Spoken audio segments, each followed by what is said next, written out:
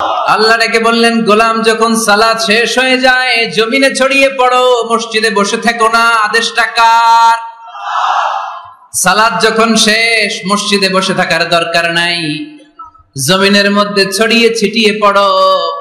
ওয়াবতাগু মিন ফাদলিল্লাহ, আমার ফদল তালাশ করো, আমার রিজিক তালাশ করো, বেশি বেশি আমাকে স্মরণ করো। সুবহানাল্লাহ পড়ে। তার মানে ইসলামের বিধান হচ্ছে যখন সালাতের সময় হবে আপনি মসজিদে যাবেন, আবার সালাত শেষ আপনি আপনার কাজে চলে যাবেন। when you are done with your salah spread out to your workplace, কাজ শেষ তো আপনার কর্মস্থলে চলে যান। এটা হচ্ছে ইসলামের নিয়ম। নামাজের আজান যখন হবে সবাই মসজিদে ঢুকবে, সালাম ফিরিয়ে নামাজ শেষ সবাই মসজিদ থেকে বের হয়ে যাবে। শিক্ষক চলে যাবে স্কুলে, কৃষক চলে যাবে ফসলের খেতে, ব্যবসায়ীরা চলে যাবে শপিং মলে, মেম্বার অফ দা পার্লামেন্ট চলে যাবে সংসদ ভবনে। যে যার কাজের মধ্যে সে তাড়াতাড়ি ইনভলভ হয়ে যাবে। সালাত শেষ, কাজে ঝাঁপিয়ে পড়ো। আদেশটা কার? তাহলে ইসলামে ইবাদতের অ্যাটিটিউডটা বুঝতে পারছেন? কাজের সময় কাজ, নামাজের সময়। সুন্দর হয়েছে না বিষয়টা? ফাইদা কুদিয়াতিস সালাতু ফান্তাশিরু ফিল আরদ, যখন তোমাদের সালাত শেষ তখন জমিনে ছড়িয়ে পড়ো।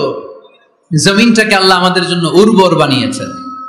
জমিনে বীজ রোপণ করে দিলেই এখানে ফসলের ব্যবস্থা করে দেয় কে? ওয়াল্লাযী জাআলা লাকুমুল আরদা যালুলান ফামশু ফি মানাকিবিহা ওয়া কুলু মির রিজকি ওয়া ইলাইহিন নুশুর। তিনি তো এমন সত্তা যিনি তোমাদের জন্য জমিনটারে ফ্ল্যাট বানিয়ে দিয়েছেন, সমতল বানিয়ে দিয়েছেন। এই জমিনের অলিতে গলিতে, বনে বাদারে, রাস্তায়, সাগরে, পাতালে, পাহাড়ে, বিভিন্ন জায়গায় তোমরা ঘুরে বেড়াও। সেখানে যে আমি আল্লাহর রিজিক তালাশ করো। সুবহানাল্লাহ। তাহলে বোঝা গেল এই জমিনটা সমতল এবং উর্বর, ভেরি ফার্টাইল ল্যান্ড। আমাদের সালাত শেষ আমরা কাজে চলে যাব, আবার আজান হলে মসজিদে ঢুকে যাবে। এটাই হচ্ছে ইসলামের নিয়ম। সাইয়েদনা ওমর ফারুক যখন মসজিদে নববীর ইমাম, তিনি ইয়ামান দেশের কিছু লোকদের সাথে সাক্ষাৎ করলেন। কোন দেশের?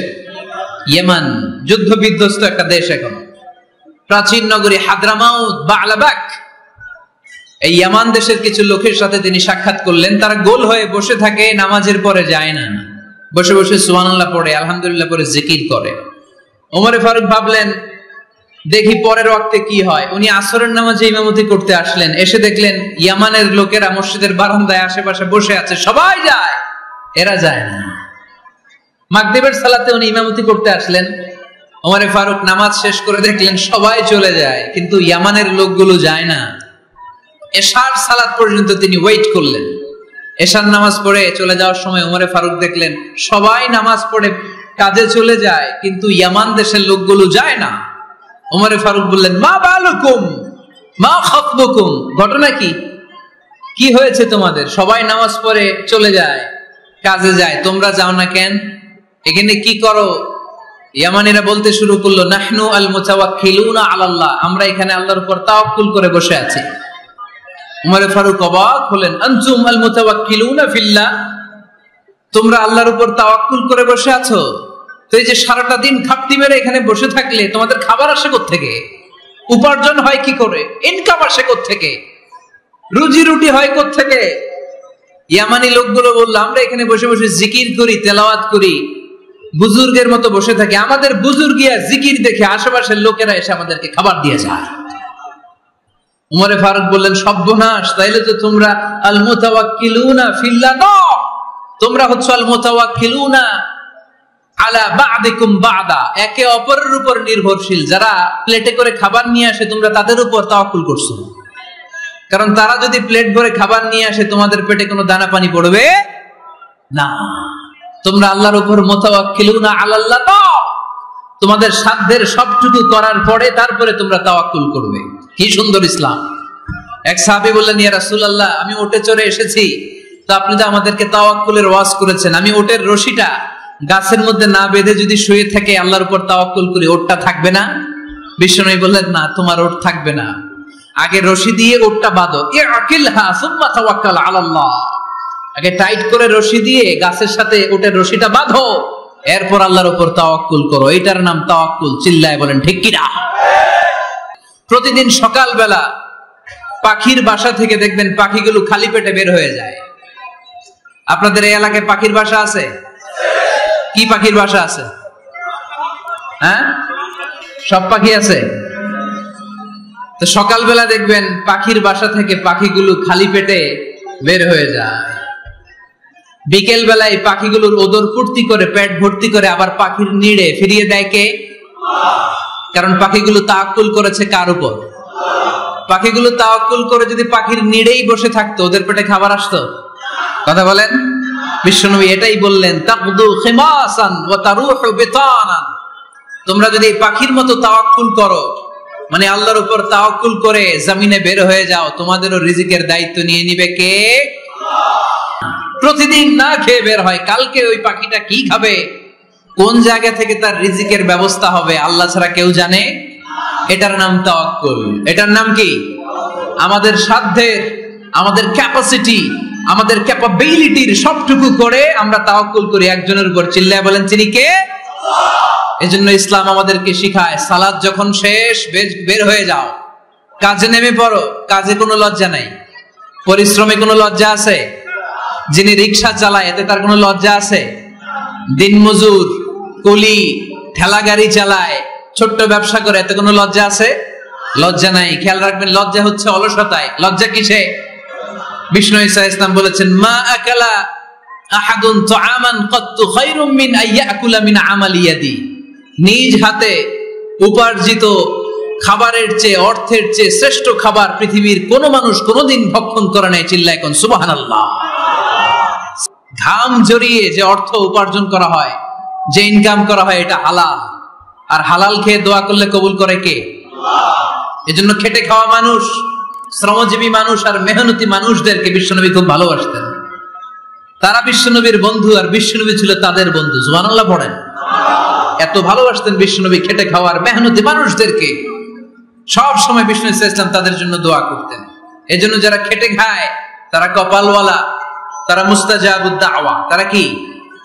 মুস্তাজাবুদ দাওয়া মানে এমন ব্যক্তি যে ব্যক্তি দোয়া করতে দেরি হয় কিন্তু দোয়া কবুল হতে দেরি হয় না।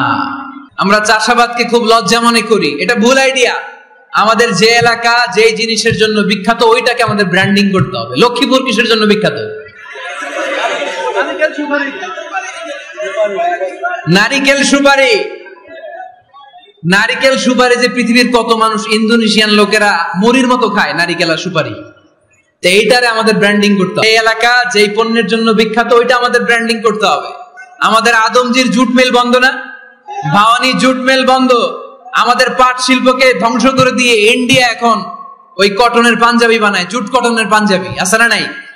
পুরা বাংলাদেশের মার্কেট এই জুট কটনের পাঞ্জাবি দিয়ে সয়লাভ।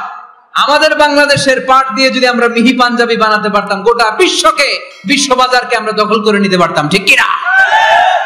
এজন্য আমাদেরকে নতুন নতুন আইডিয়া জেনারেট করতে হবে। চাকরির পিছনে বসে থাকলে চলবে না। আর আজান যদি হয়ে যায় ছুটে যাব মসজিদে, আর নামাজ শেষ হলে আমরা আমাদের কাজের দিকে চলে যাব। চিল্লায় বলেন ঠিক কিনা? যেটাই করব আমরা ভালোভাবে করব। জান্নাতে যেতে হলে 100তে কত নাম্বার পেতে হবে? হ্যাঁ, হয় নাই 51। কি নাম তোমার? হ্যাঁ, ফরহাদ। জান্নাতে যেতে হলে 100তে আমার দরকার 51। 100তে কত লাগবে? ফাআম্মা মান সাকুলাত মাওয়াজিনুহু ফাহুয়া ফি আইশাতির রাদিয়া। সেদিন মিজানের পাল্লা যার ভারী হয়ে যাবে সে আনন্দ উৎসবে থাকবে। তো মিজানের পাল্লা ভারী হওয়ার জন্য 100তে আমার কত পাওয়া লাগবে? কত পাওয়া লাগবে?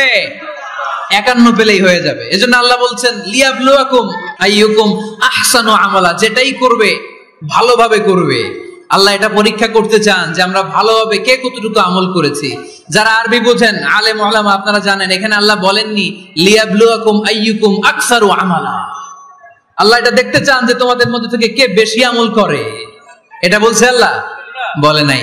আল্লাহ বলেছে লিয়াবলুয়াকুম আইয়ুকুম আহসানু আমালা, যে ভালো করে করে। এজন্য আমরা যাই করি না কেন কি করে করব? আওয়াজ করে বলতে হবে। কেমন করে করব?